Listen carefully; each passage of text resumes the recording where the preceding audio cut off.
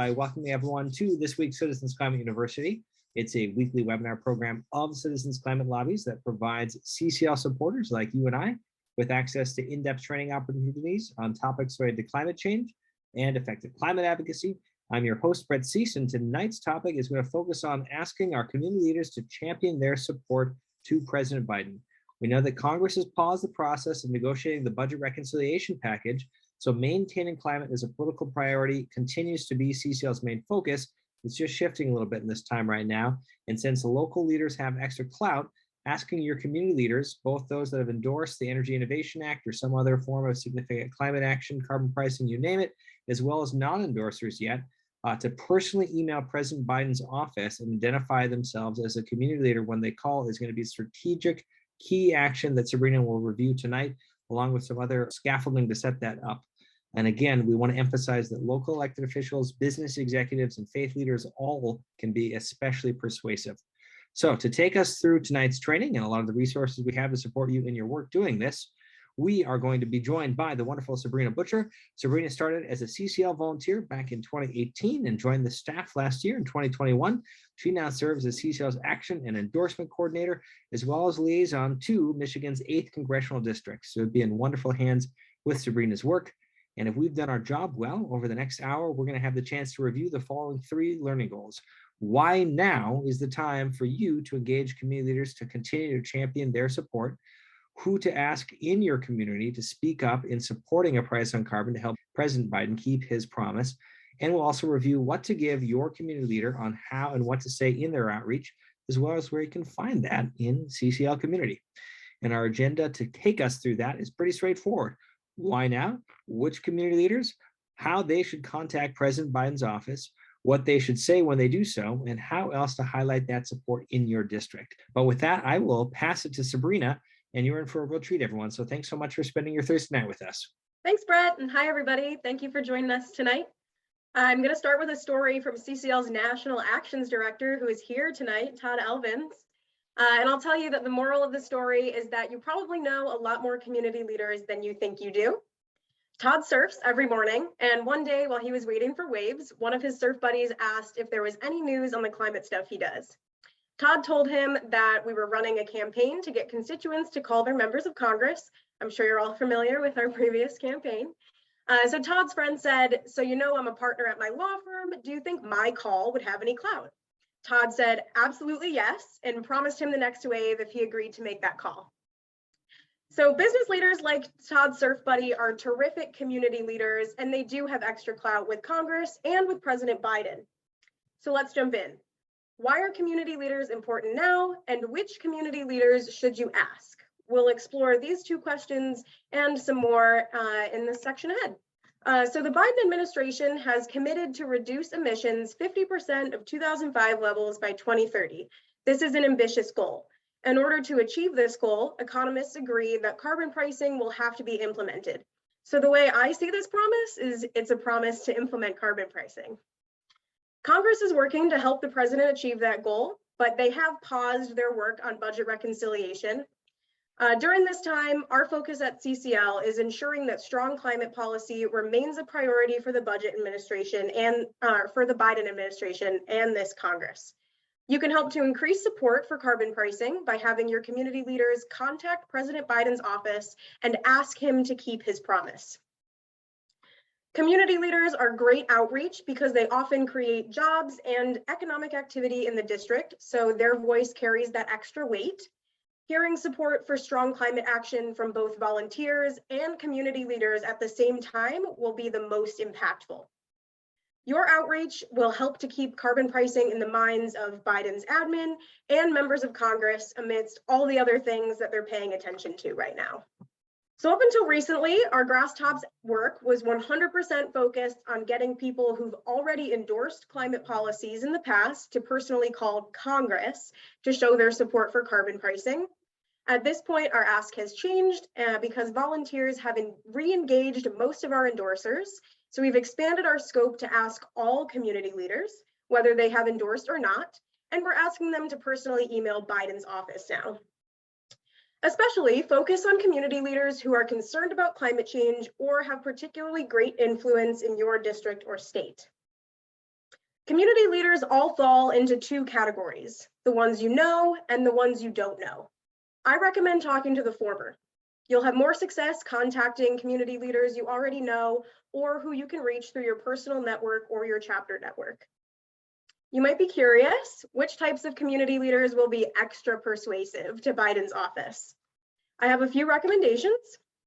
Local elected officials, including state legislators, county commissioners, and city council members. Local elected officials are especially persuasive because they represent hundreds to thousands of constituents and are responsible for protecting their jurisdiction from climate change. Your local business owners are also great options, especially large local employers. These are terrific community leaders to champion support because they create jobs and economic activity in your district and state. Your local faith leaders are persuasive because they represent large numbers of congregants and many members of Congress practice a faith. And finally, your local economists are persuasive and trusted messengers because they can explain why carbon pricing is the fastest, cheapest, simplest, fairest, most effective, and most transparent way to reduce emissions 50% by 2030. All right, so how should you approach your community leaders? To make your job easier, we have provided an example email template and phone call script to support your outreach. Our CCL community training page, asking community leaders to champion their support. On there is a link to a Google Doc that has an example script and a follow-up email that you can use in your outreach to community leaders you know, whether they've endorsed in the past or not. In the next section, let's cover what actions you can take to encourage your community leaders to send emails and show their support. The best way for a community leader to connect with President Biden's office is via email. This is different from how we were recommending community leaders contact Congress. That was over the phone. The best method to contact President Biden is over email. For your community leaders to do that, they can use CCL's link to take action. They could go to whitehouse.gov/contact, and there's a contact form that Biden's administration has set up. Or if they would prefer to call, the White House does have a phone number. In the email or during the call, your community leader should start by identifying their role in the community. Here's an example. Hi, my name's Sabrina. I'm a business owner in Southeast Michigan, and I'm calling to urge President Biden to keep his promise of reducing carbon emissions by 50% of 2005 levels by 2030. The more emails Biden's office receives from a variety of community leaders and constituents, the better. Your chapter could even set a goal of getting 3 to 5 community leaders to email Biden each week. After emailing President Biden, please encourage your community leaders to continue to show their support. I am going to provide a variety of ways they can do that. First, they can post their support on their own social media, and they should tag President Biden and also use the hashtag #PriceOnCarbon. Community leaders can write an op-ed or co-write an op-ed with you and your chapter and submit it to one or more traditional or online newspapers. They could write a personal or open letter to President Biden, or they could help get 5 of their community leader colleagues to also write an email to Biden. 3, 5, 1, however many community leaders they have as colleagues, any of them writing to Biden would be amazing. And then if your community leaders take any of these actions, please be sure to log them in the CCL action tracker as they happen. When your community leader does take action, here are some ways that you and your chapter can highlight your community leader to inspire others to show their support as well. You could write a post on your chapter's forum or CCL community, or in other CCL community forums such as group leaders, liaisons, and action team forums, depending on your roles within CCL. You can post about your community leaders' support on your own social media or your chapter's CCL social media. You should tag your community leader and President Biden and also use the hashtag #PriceOnCarbon. Or you could write a letter to the editor that cites climate-related problems in the news and shows off your community leader's support of carbon pricing as the best first step to reduce emissions by 50% by 2030. Okay, now we're going to hear some success stories from a couple volunteers who have successfully engaged community leaders. We'll start with Emily Custer, who got an endorsement from the American coffee chain Phil's Coffee, And then we'll hear from Joanne Levoy, a volunteer from Nevada, who helped get the Nevada State Medical Association to sign the Business Climate Leaders Health Organization's carbon pricing declaration. So basically, the business climate leaders has found that when you're first approaching a business about carbon pricing, it can be helpful to ask for a more generic endorsement first, and then move on to a more specific endorsement of this particular bill. Because many, in the coffee industry, for example, many industry owners will be unfamiliar with carbon pricing, and they're going to need a little bit of time to kind of acclimate to the idea of what this type of policy is before they're going to want to endorse a specific policy. So the declaration that business climate leaders and our coffee team has put together includes both. It includes a generic endorsement of carbon pricing as well as a specific endorsement of the Energy Innovation Act. So we put together this declaration that's available online, and then we started conducting some widespread outreach to coffee shop owners, coffee brewers and roasters, U.S. coffee growers, and associations of brewers and growers. And I went ahead and reached out to Phil's Coffee because Phil's has a location just several blocks from my house, and it's a place that I, stop in frequently, so it was quite easy. So basically, my process was I sent them an email and I sent them the link to the coffee declaration and explained its relevance. And I also emphasized my personal connection to the local store. I said I'm a member of this neighborhood, and I love your coffee. Didn't hear anything back. The next step was just following up, making sure that people had, seen the email. And after that follow-up, I was put in touch with the Vice President of Sustainability from Phil's Coffee. So that was sort of the breakthrough. And I think as often the breakthrough is just getting in touch with the right person, the person who's really going to care about this.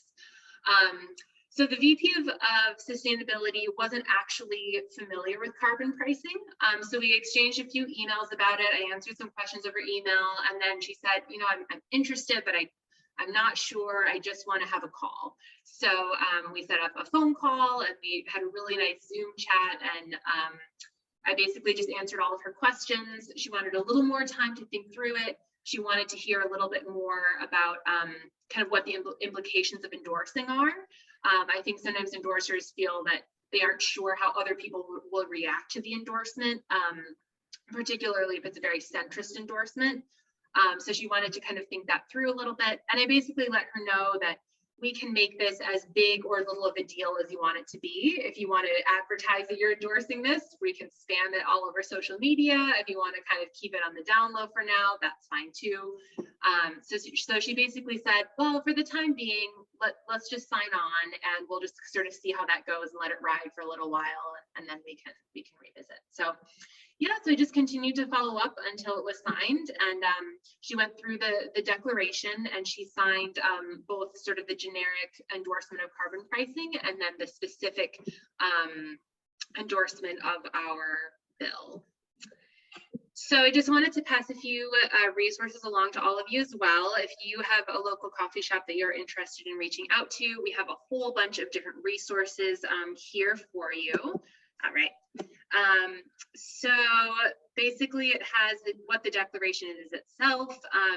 It cites all of the evidence around coffee and climate change. It cites the evidence for carbon pricing, and then it has an option to sign the declaration here. Sabrina, thanks so much for inviting me to talk to the group tonight. I think of all the activities that CCL does, for me, Grasstop's work is one of the hardest ones. A lot of us aren't natural salespeople, or we're introverts, and I love that CCL invites us to stretch and improve our skills. And I think Grasstops is probably the way that's been the biggest stretch for me. And I found working in trying to get different endorsements that sometimes you have to knock on a lot of doors to have any success.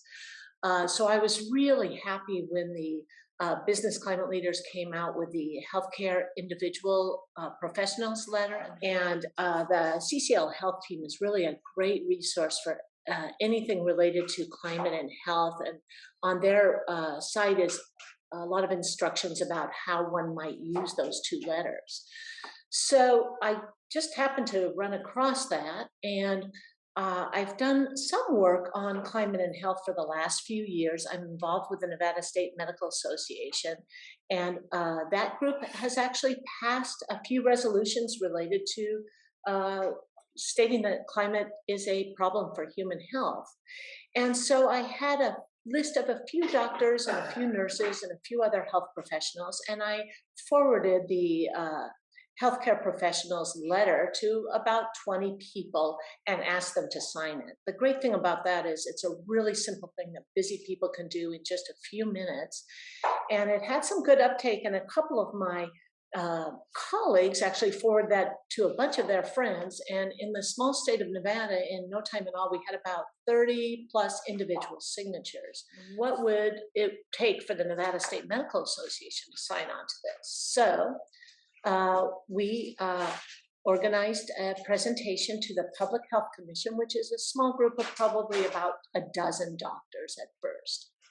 And we had a nurse, a non-health professional CCL member who basically did a lot of the organizing, myself, and I invited a resident, a doctor in training, a young doctor, to come.